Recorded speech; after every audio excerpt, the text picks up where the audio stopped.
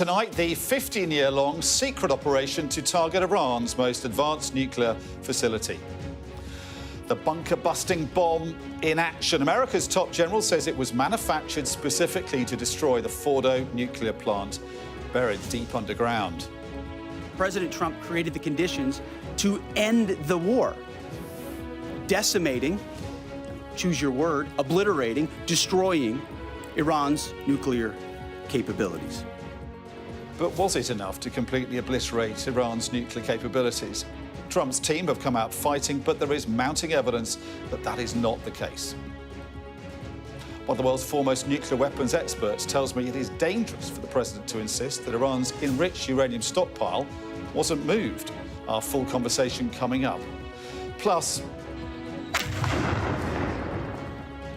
how drones are changing the battlefield, and a warning from a top Ukrainian drone commander. Russia would beat NATO using them if it ever came to war. At first, at least. We'll have a special report.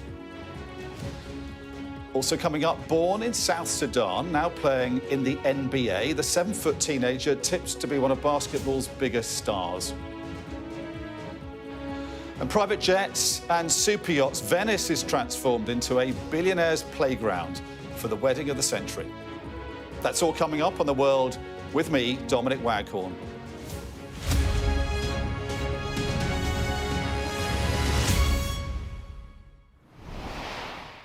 Two days ago, Donald Trump gave the world his version of mission accomplished, just as George W. Bush had claimed America's work was done in Iraq during the Gulf War.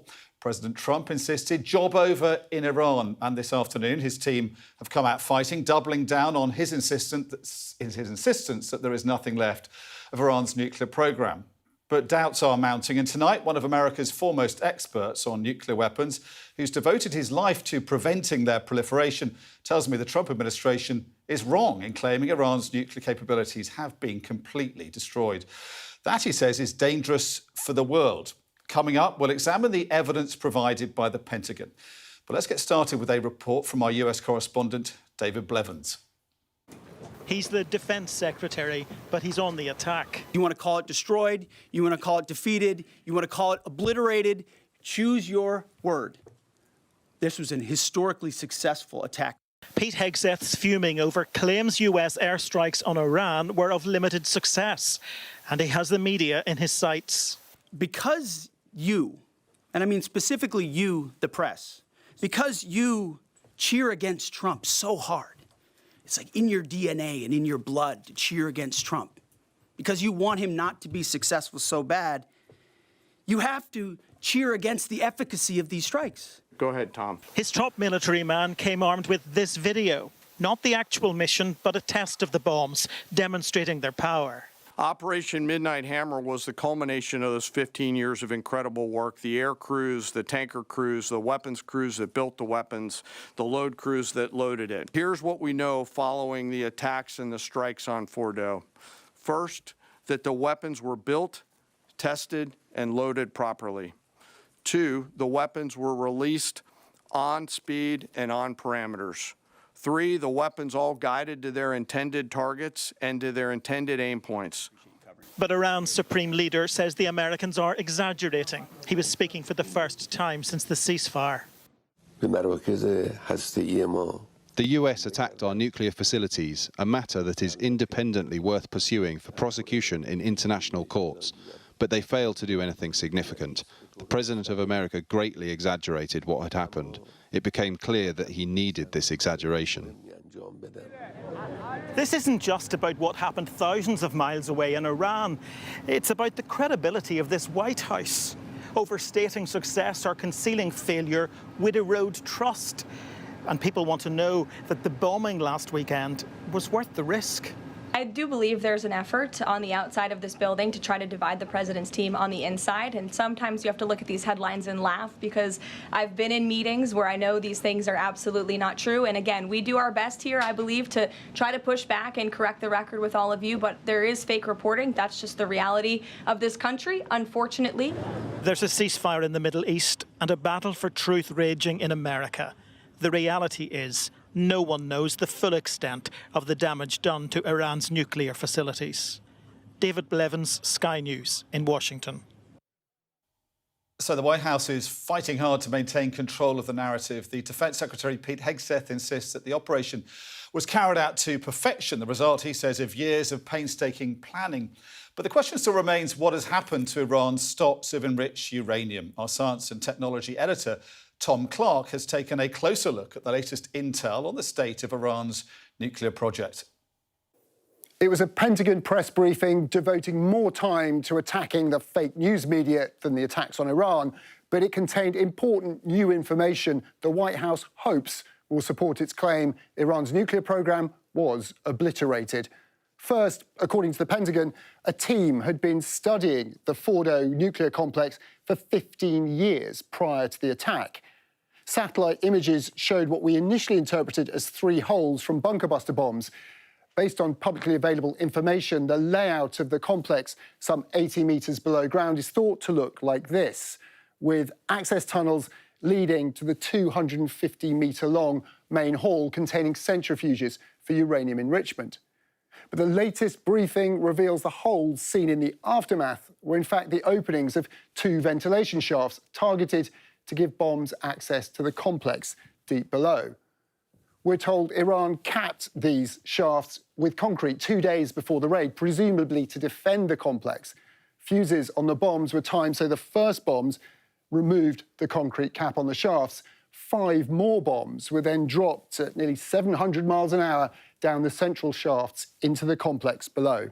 A bomb has 3 effects that causes damage: blast, fragmentation, and overpressure. In this case, the primary kill mechanism in the mission space was a mix of overpressure and blast ripping through the open tunnels and destroying critical hardware. The Pentagon also revealed test video from the development of the 13-ton GBU-57 bunker buster bomb used, which they claim was designed specifically to destroy the Fordo site. All this is powerful evidence of a meticulously well-prepared and executed attack. But what was missing was any assessment of the actual damage the raid might have caused. A new CIA report, as well as independent analysis, seem to be converging on Iran's uranium enrichment facilities having been significantly damaged, if not destroyed. As well as Fordo, the underground centrifuge cascades at Natanz were likely destroyed, as were key facilities at Isfahan, dedicated to uranium enrichment and, crucially, turning it into its metal form needed for a nuclear weapon. All this likely taking years to rebuild, but key pieces remain, the largest being Iran's 400-kilogram stockpile of highly enriched uranium. You have to hit all the facilities. You know, you don't get credit for hitting the ones you know about or the ones that are most famous. You have to hit them all. And so, by my account, what's still outstanding is the material is still out there. There was no effort to strike the tunnels at Isfahan, which is where the material was originally stored, and who knows what else is in there. When we get to a situation like this, they surely have held things back for a rainy day, and it's pouring right now.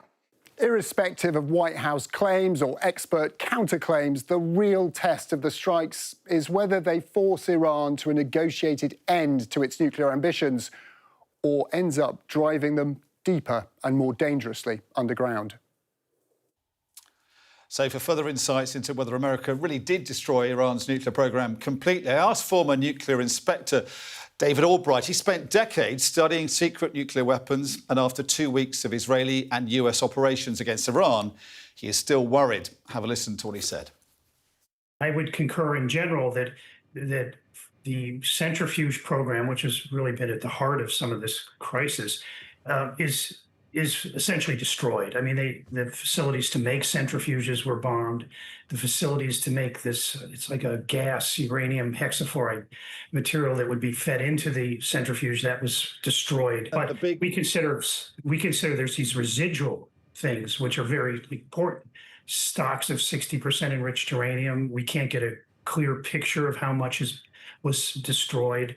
Also, there's centrifuges that they'd already made but hadn't deployed at Fordo or Natanz, and some number of those exist. So I think those 2 things combined can allow Iran to at a later point, I don't think it's going to happen in the short time frame, but in a later time frame, put together a small little program and make enough weapon-grade uranium for one or several nuclear weapons. So in our mind at the Institute, this isn't over. Let's press you on this point, because the White House and the Pentagon, both Hegseth and now the White House and Donald Trump, have said that there's no evidence at all any enriched uranium was moved from any of the sites that have been attacked. Now, that's contrary to what a number of experts have been saying. Would you agree that there's no evidence that this very dangerous material potentially has been moved? You have to assume that they could have moved some. And so it's just as a practical planning process. I mean, we're analysts trying to anticipate future threats. Trump and our Secretary of Defense are political creatures trying to, maintain some point of view to glorify this operation, and that's what these politicians do. And they're not alone in that. Trump is just a little more flamboyant about it. But is that dangerous? Do you think, is it dangerous if they continue to deny the possibility that this enriched uranium is out there somewhere? Then they're not dealing with that possibility in sort of policy-making terms. Yeah, it's very dangerous. And I went through the 90s with the inspections in Iraq. I was involved in the inspection effort. And in 1998, it was kind of a sad conflict where the United States bombed Iraq for 5 days and said, oh, we've eliminated the WMD program. And it just disappeared from the news. And look how that turned out. And so there you had very capable states, US, Britain, Germany, sort of fantasizing WMD programs, and we went to war.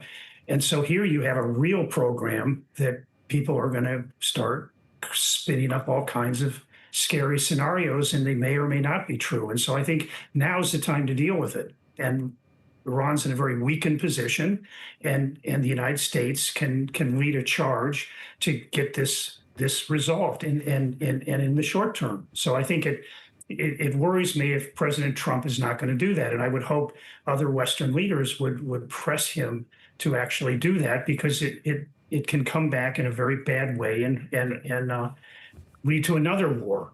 I mean, Israel is not going to allow Iran to move toward that, and if they get a sense that it's moving a year or two from now to implement a breakout strategy to nuclear weapons, we can expect another war, and it may be a lot uglier. So despite all these claims of obliterating Iran's nuclear program and what the Israelis are saying as well, you actually are quite worried by what is left at the end of these 2 weeks. Yeah, let me just say I'm a scientist. I think it's a serious problem that needs to be addressed, what I'm worried about is that President Trump is going to sort of use that obliteration comment to say, oh, I don't have to do anything. I don't need to have a deal with Iran. I mean, it's finished. And so I think there is a risk that he will deceive himself and deceive the American people and bury this problem. Now, I don't want to hype this either. I mean, I don't know where that 60% is, and I'm not going to dismiss their claims that it's in the rubble, but I do know that capable country can dig back into a place like Fordow or busted up buildings at Esfahan and recover that material. It's stored in 60% is stored in pretty robust metal canisters. Not very large, but designed to withstand major traffic accidents. So they're not going to withstand a shrapnel hit, but if they weren't hit directly by shrapnel, they still those canisters may be intact under the rubble. So I don't think you can walk away. Well, let's take you now to Washington, where Donald Trump is due to speak at an event in the White House. This is the East Room of the White House mansion. It's all about his big, beautiful bill. So that's a big tax, spend and borrowing bill that could involve some cuts to Social Security. And this has been billed as one big, beautiful event. So music playing, firefighters, it looks like construction workers possibly waiting there in the East Room and waiting for the president to come and address them, pushing, of course, his big bill he believes will reignite massive economic prosperity in America. His critics say it could actually bankrupt the economy because it's going to borrow so much. So, controversial bill. He's also, of course, hoping to move on from the controversy over what his military did in Iran and the debate going on about whether Iran's nuclear capability has been completely destroyed. So hoping to go back to a domestic agenda there, away from a foreign policy agenda, and he'll be doing so in the remarks he's going to be making there fairly soon. We'll come back to that if he says anything about Iran or anything else that is newsworthy. Back to the White House if we have to. But some breaking news to bring you now on the domestic front. The government has made an offer to rebel Labour MPs over its controversial welfare reforms. One senior source has told Sky News they think it is a good package with generous concessions. Some rebels are minded to accept it. More than 120 MPs have been calling on the government to reverse cuts to personal independence payments. To the West Bank now, and Israel's conflict with Iran and its ongoing operations in Gaza have become the focus of tensions in the region. But alongside those wars, attacks on Palestinians by extremist Jewish settlers have been growing. In one of the worst attacks in months, settlers set homes and cars on fire in a West Bank village, and then 3 Palestinians were killed by Israeli military forces. Sky's Tom Cheshire has this report from Jerusalem. A Palestinian village in the occupied West Bank, and dozens of Israeli settlers steal in, wearing balaclavas and carrying sticks on Wednesday evening. They set fires to buildings and cars. Caught on CCTV in Kufr Malik, the gang throws rocks and exits on foot. The immediate aftermath, with a vehicle ablaze. And then another video posted to social media with people looking on, and a gunshot rings out.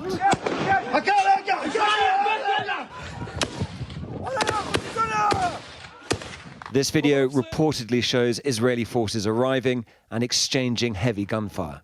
The IDF claimed that, quote, terrorists carried out shooting from inside the village and that soldiers returned fire. We've not been able to verify that claim. And speaking to Sky News, a resident denied that Palestinians had opened fire on the soldiers. What's certain is that 3 Palestinians were killed: Morshed Hamail, Mohammed Naji and Lotfi Sabri. 5 Israeli suspects were arrested. Munjed Nawaf Hamail was injured in the attack. His brother Morshed was shot dead. They burned the cars here and started fires at our neighbours. We have many children and women.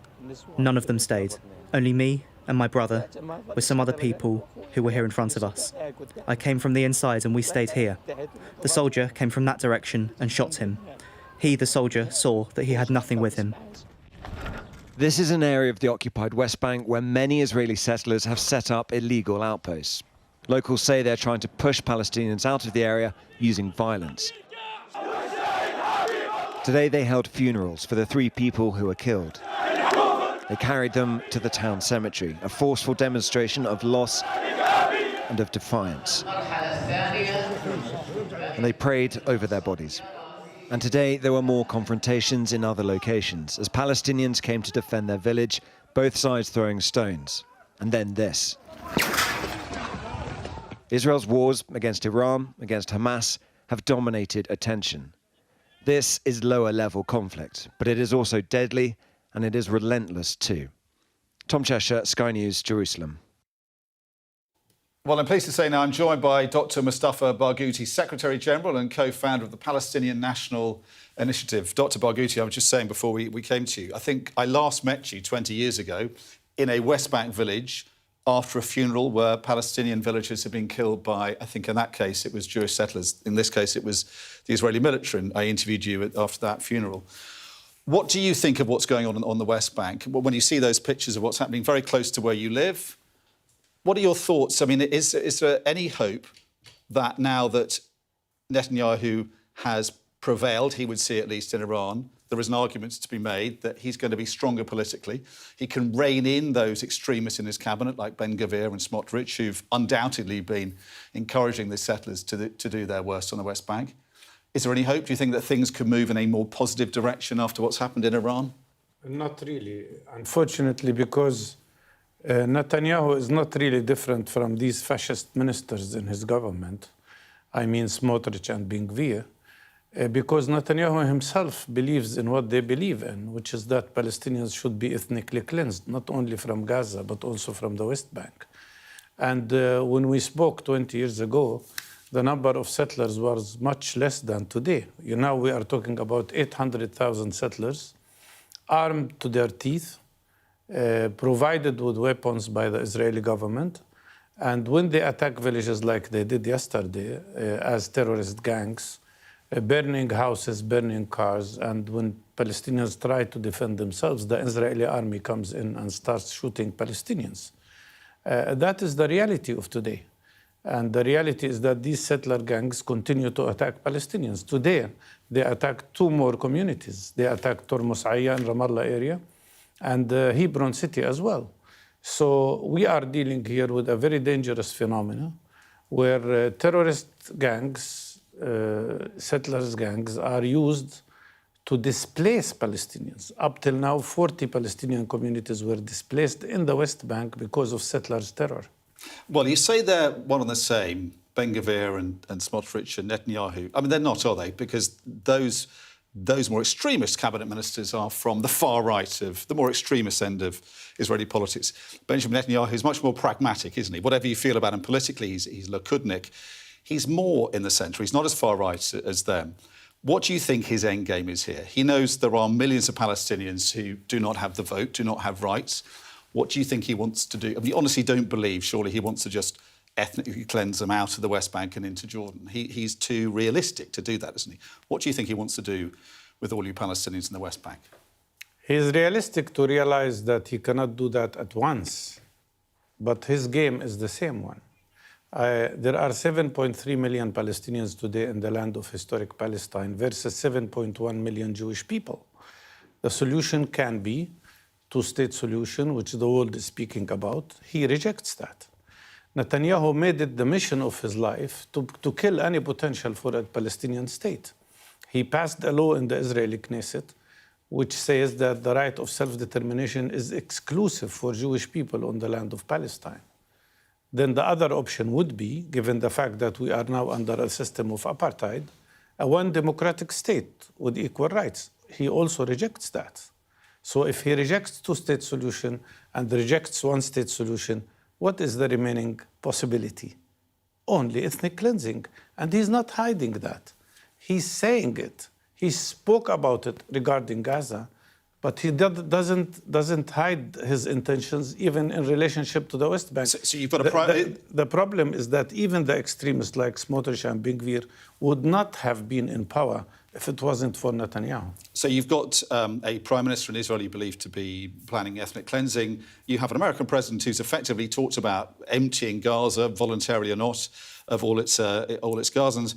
Israeli government backed by Americans who have killed tens of thousands of Palestinians. And yet this American president is fated in the Gulf. He goes there. There's not a word of dissent or complaint about what his allies, the Israelis, are doing in Gaza. Even the Syrian revolutionary leadership seems to be talking about joining the Abraham Accords, normalising relations with Israel. Is there a danger that Palestinians are just going to be left on the wayside as these autocratic leaders and a revolutionary leader in Syria want to normalise relations with Israel, because that's the direction of travel in the region? That risk is there, of course, and that's the actual goal of normalization with Israel. Israel and Trump used normalization before, in the first term of President Trump, and now, again, to liquidate and eliminate the Palestinian issue. But the war with Iran, as well as the war with Lebanon and the attack on Syria, etc., all indicate one thing, that the root problem here is the Palestinian issue. It cannot disappear. First of all, Palestinians are so determined and resilient to stay on their land. It will not be that easy for anybody to kick us out of our country. And we've been struggling for 100 years to achieve self-determination. We're not going to give that up. But of course, it is a complicated situation. Yet even Trump, who spoke about transforming Gaza into a new Riviera, as he said, and advocated a war crime of ethnic cleansing at one point, he had himself to retreat and back off. Not much time left. Some of these Dr. ideas. Barguti, just ask you, any hope at all in the current situation? Do you think anything to encourage you? about the way things are going? Yeah, what encourages me a lot is what I see here in the United Kingdom and in Europe and in many places. So many people are out in the streets demonstrating for the right of Palestinian people. Something we didn't see since Vietnam War, something we didn't see since the struggle against apartheid in South Africa. Dr. Barguti, great to see you. Hope it's not another 20 years before we talk again. I hope we'll talk much earlier than that. Good to talk to you. Thank you very much. Thank you. Dr. Barguti from the Palestinian National Initiative. This is The World with me, Dominic Waghorn. Next up, how are drones changing the nature of war? We'll have a special report from our Europe correspondent, Siobhan Robbins.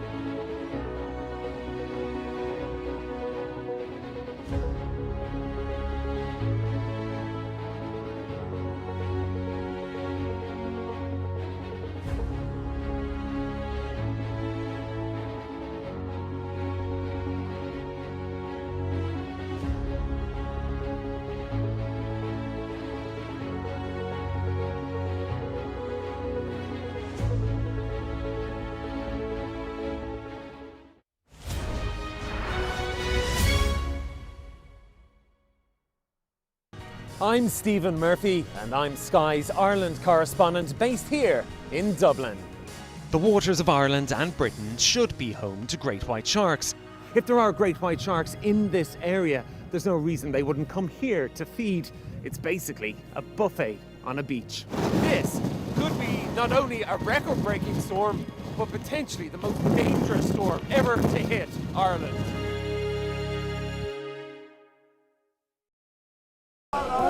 Turkey is burying its dead. Whole families died in this collapse. Generations wiped out. I'm Siobhan Robbins, Sky's Europe correspondent based here in Berlin. This is just a small sample of the deadly arsenal taken off the streets. Anyone could say, I'll do that, and then have to go and shoot someone. Yes. Sky News. Get the full story first. Our app gives you the very best of Sky News wherever you are. Breaking news, videos and analysis. Evidence of the crisis. Podcasts, watching us live. Live here from Washington. Wherever you get your podcast. All in one place. And all at just the touch of a screen. The Sky News app. Get the full story first.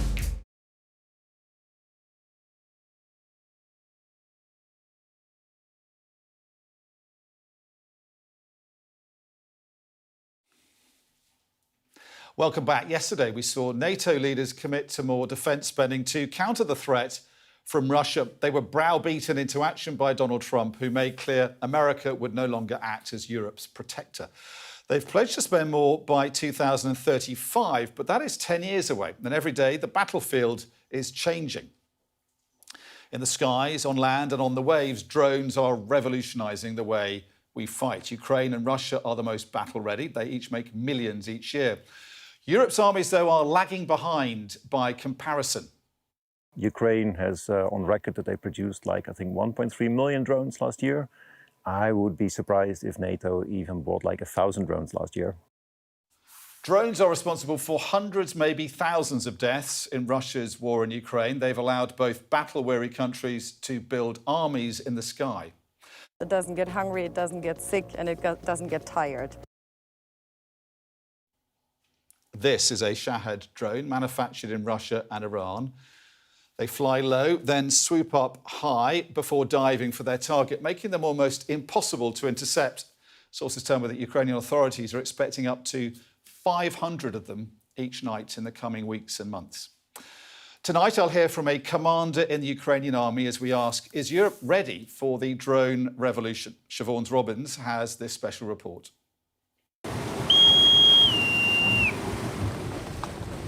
Off the Polish coast, we're sailing in contested waters. On board, crews from the Royal and US Navies. Copy, standing by. Stand by! But it's not just humans on this training mission. We're joined by this fleet of drones, crucial companions in increasingly uncertain times. The drones that we have in the water right now are called GARCs. They are optimized for going out and providing maritime domain awareness, collecting an open ocean, as well as providing one-way attack. Sabotage has rocketed in the Baltic Sea since the start of the war in Ukraine. Russia's been accused of damaging cables and pipelines, something it denies. In the future, unmanned vessels could be used to monitor this area 24/7 for signs of enemy activity, all at the fraction of the price of a crewed warship. These drones give the Navy flexibility because they can be controlled using screens on board, they can be controlled from a few miles away on the land, or they can even be controlled from the east coast of America. Russia's invasion of Ukraine sparked a revolution in drone warfare. Facing one of the world's strongest militaries, the Ukrainians used the cheap, adaptable tech to their advantage. It's estimated drones are now responsible for 80% of all damage they inflict on the battlefield. Russia's caught up fast, but how about NATO? So I think NATO is adapting. The challenge for us is really the pace of adaptation that is necessary in order to be competitive in the future. And that is an area where I don't think any of us can be confident that we're moving fast enough. Rear Admiral Mattis and his team are trying to speed things up, testing and training on a range of drones, hoping to help quickly boost the US Navy and NATO's defences. So it's clear that the message here is NATO mustn't delay in preparing for a possible drone war. But that isn't an easy task. It will need to produce millions and millions of drones every year, and they'll need to be updated every few months. This is the reality of what a drone war demands. In Ukraine, along both sides of the front line, is an area controlled by drones called Death Valley. Sending a soldier would be a suicide mission. It's estimated a tank can survive 6 minutes. On European continent, at the moment, there are only 2 military forces or armies, battle-tested, with ability to use millions of drones. One is Russian, which is planning new aggressions. Another one is Ukrainian. Russia and Ukraine are now drone fighting experts. The fear is, in the next 5 years, that expertise could be used by Putin's forces against a NATO country. We shall face Russian army, battle-tested, much stronger than it was back in 2022, and with ability to use millions of drones. Survival demands an army of drones. This year, Ukraine will make 4.5 million, 3 times as many as in 2024. It requires constant innovation, some of which is happening beyond Ukraine's borders. So I'm heading to southern Germany to meet some of the companies involved in the drone revolution. So as we're making our way, now is a good opportunity for me to break down a little bit more how the military can use drones. And when I say the word drone, probably a lot of people think about something like this.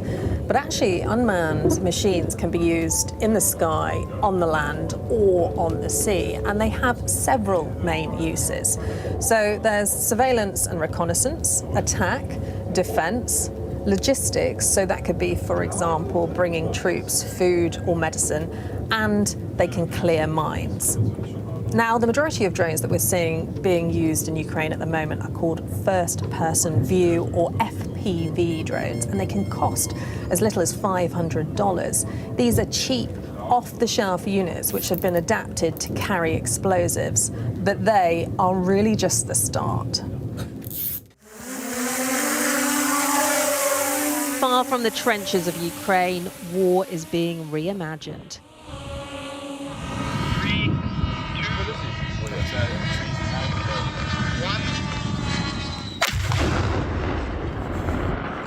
This German startup is developing attack drones for the battlefield. They can carry a warhead powerful enough to destroy a tank and can travel at speeds of up to 250 kilometers an hour. So colloquially, we call these kamikaze drones, but in the business, they call them loitering munitions. And that's because you can fire this with a specific target and it will loiter in the air until it finds that target and then it can strike. In Ukraine, drones like this live for hours, maybe days, then they're gone, replaced, upgraded, and launched again. So we can click and drag to set up your mission, and then everything will be able to execute on its own. One soldier can control a swarm of multiple units, far from the danger of the front line. Potentially, you could have your own little army in the sky. Exactly. You can have it's a force multiplier, if you will. You have one operator able to command more than one of these strike units and be able to attack and engage multiple targets across the battlefield. So what you see here is our tail wing, and it's all made for easy handling for soldiers, so you don't have to use any tools on the front line, and you just plug in the rudders. To stay ahead in the fight, the drones have to be easy to assemble, the tech quick to update. It's not about if we want to do this, it's all about how our enemies want to do this, and we have to react. So how far could the drone revolution go? Could machines totally replace man on the battlefield? This Bavarian company supplies ground drones to Ukraine and Germany. It doesn't get cold, it doesn't get hungry, it doesn't get sick, and it doesn't get tired. This model can be used for everything from evacuating casualties, surveillance, or as a mount for other weapons. Right now, humans control every mission. But in the future, could AI be making the decisions? I don't see it happening anytime soon. I'm convinced that AI, if it's a really good trained model, will probably make more rational and data-based decisions than any human will ever make. Making an army of machines that choose when to kill humans, it feels like uncomfortable, that thought. Don't you think it's rather machines killing machines than machines killing humans? In what way? Because it will be drones on each side, attacking each other. But at the moment, drones are killing humans. This is the aftermath of a Russian swarm attack on Kyiv. It's a tactic where they send hundreds of attack drones to bombard the country in one night, overwhelming air defenses and leaving residents terrified. Drones make a distinct sound. And so you sit there and you second guess whether this one is going to hit you or is this one going to hit your family or your friends or your loved ones. 22-year-old Volodymyr says people are now haunted by drones. The attacks come mainly at night, leaving those who haven't taken cover at risk of dying in their beds. Sleep deprived, they try to raise the alarm. So we have an app that basically allows you to report air targets. So for example, if you see or hear a drone, you can press this button and it will send the report to the authorities. Also, you can if you see or hear a rocket, you can report it. They try to stay positive, but the constant threat is draining. Sometimes the first things I hear in the morning from my mother that calls me to check on me is actually not a hello, it's not a good morning, it's not how you've been, it's actually a question of whether you're still alive. This brings me incredible sorrow. It brings me incredible pain to hear my mother worry about me every day. That we are constantly targeted. In the hands of the enemy, they inspire terror. But drones have also helped Ukrainian forces score victories like this. Here they attacked air bases during Operation Spiderweb, taking out billions of pounds worth of Russian long-range bombers. And it's not just Russia and Ukraine. Armies worldwide are now using drones. The Israeli military released this footage of them shooting down Iranian units as both sides fired on each other. While here, an Israeli quadcopter is filmed striking northern Gaza.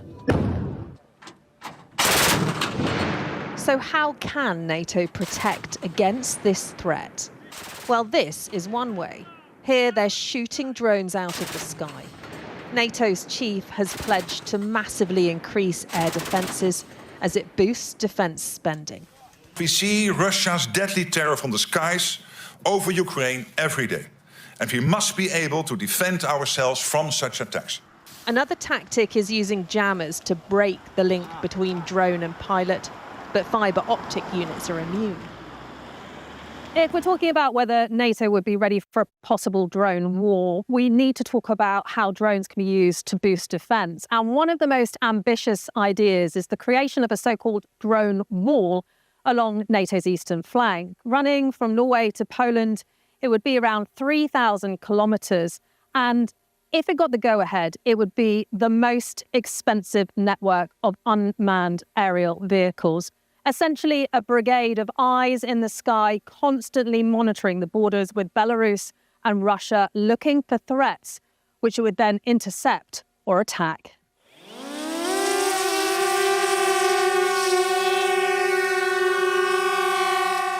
In the German countryside, they're testing the latest defence drones to send to Ukraine. These don't just spot the enemy, they can also take them out. This is our interceptor drone. It's actually mounted below the big drones that you see standing out here. And we use this to actually intercept hostile drones at large distances. Onboard radar allows them to detect the enemy up to 5 kilometres away, giving them more time to intercept.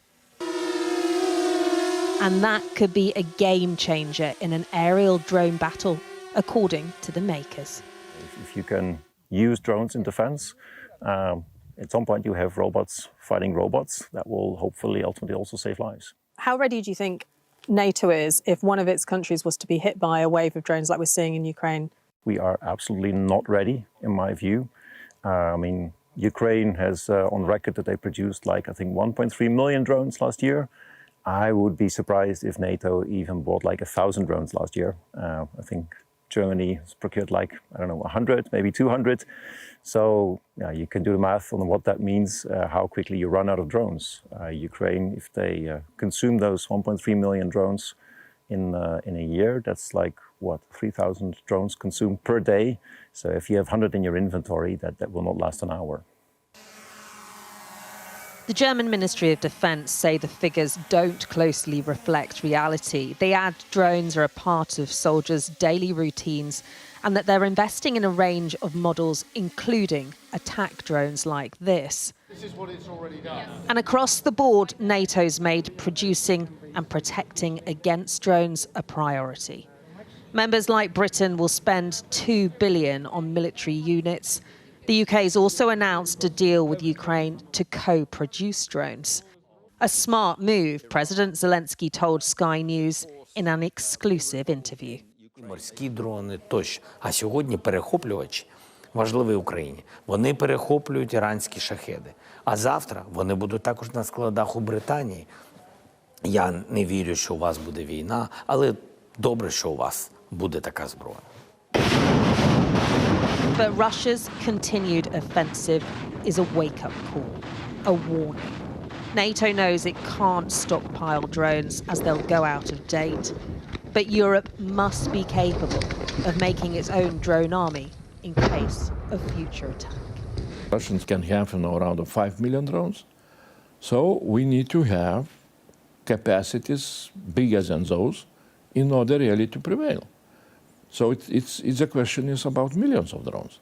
It's very important now to start to build up, to develop teams of the people.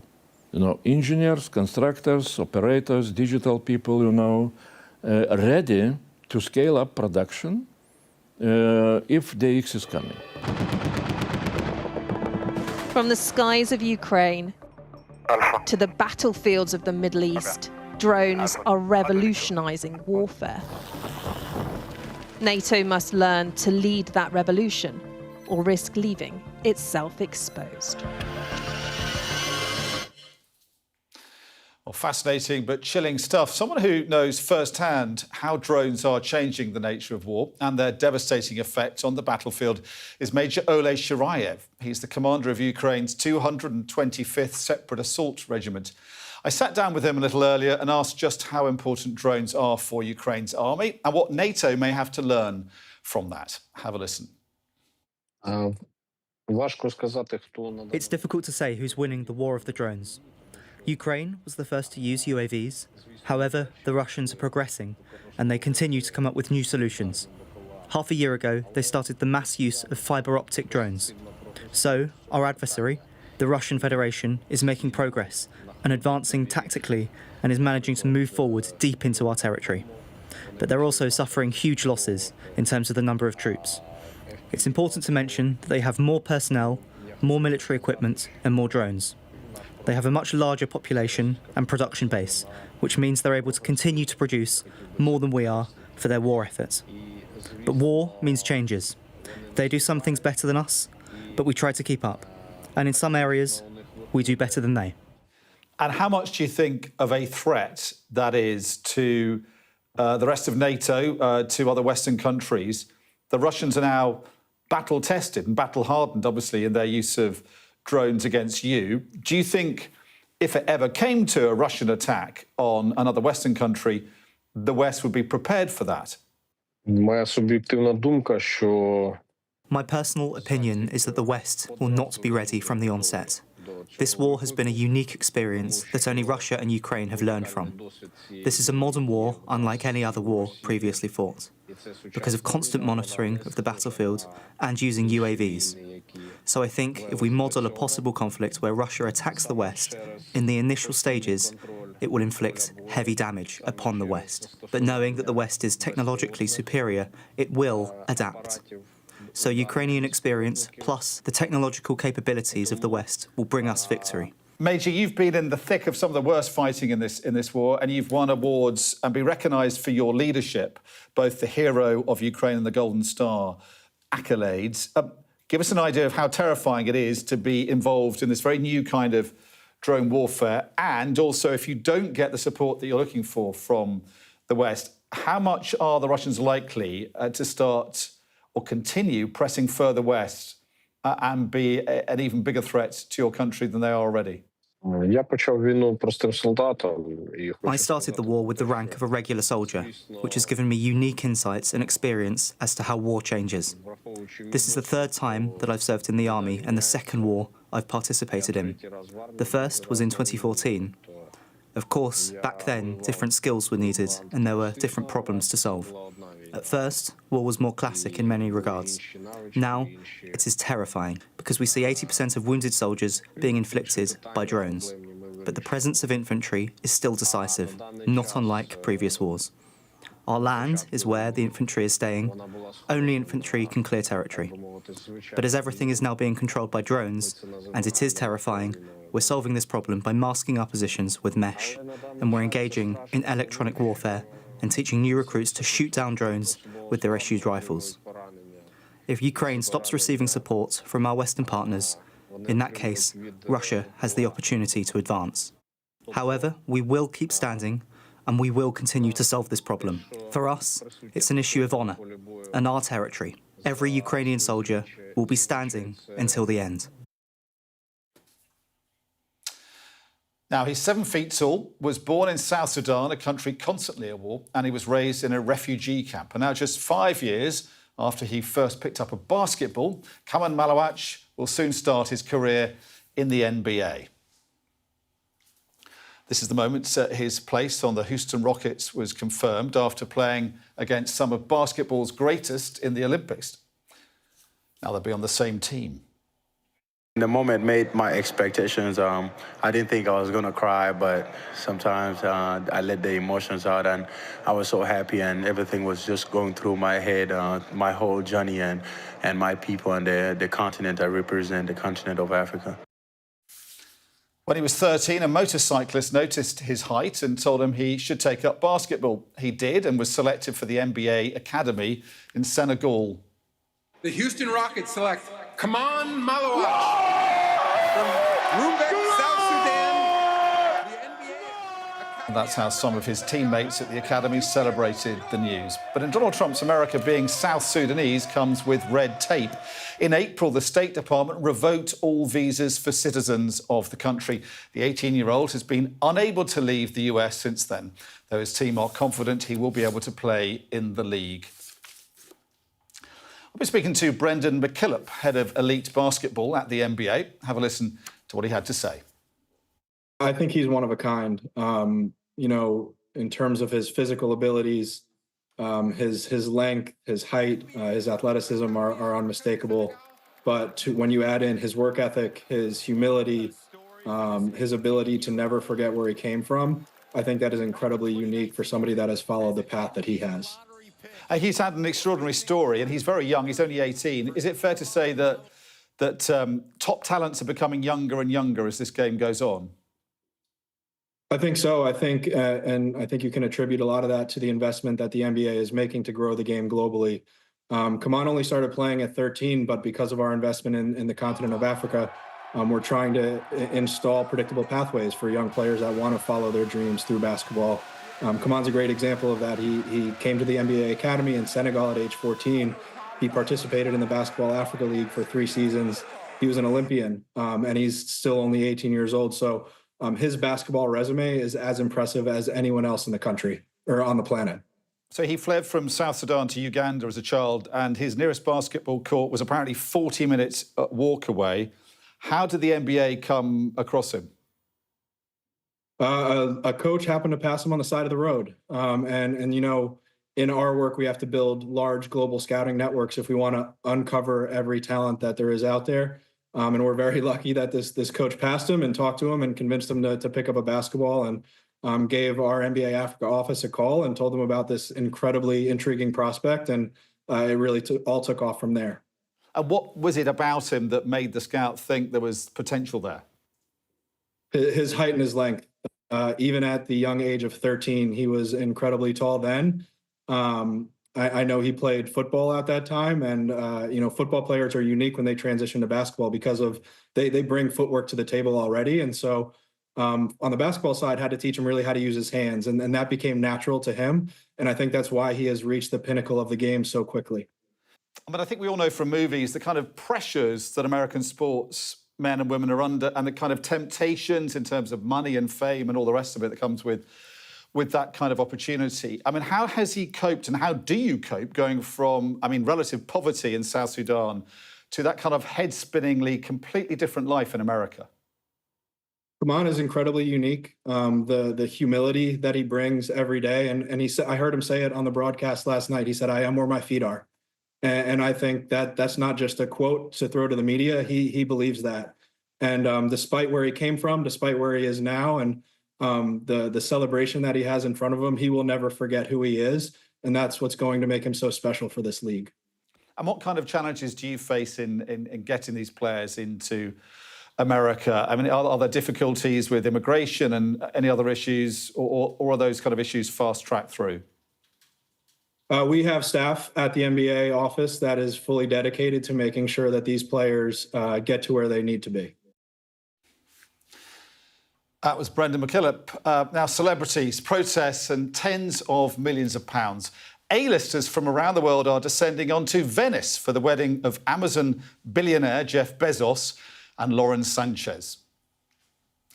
But as they prepare for their star-studded party at an estimated cost of £41 million, many in the city have been showing their disapproval. It's become an example of the city being gift-wrapped for the ultra-rich outsiders. That didn't stop the 90 private jets that are said to be touching down in the area.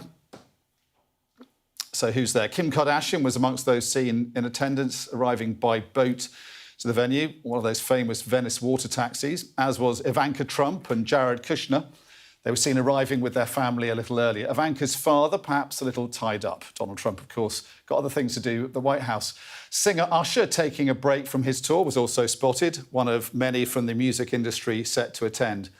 American TV host, of course, Oprah Winfrey was also there and will be attending the ceremony. The 71-year-old is estimated to be worth more than $3 billion, as did Kim Kardashian's mother and manager Kris Jenner, another high-profile member of the family. And even the world of sport will be represented. Former American footballer Tom Brady will be there. So best wishes to the happy couple. That's apparently set to be the wedding of the century. More tomorrow, more foreign news on the world next week.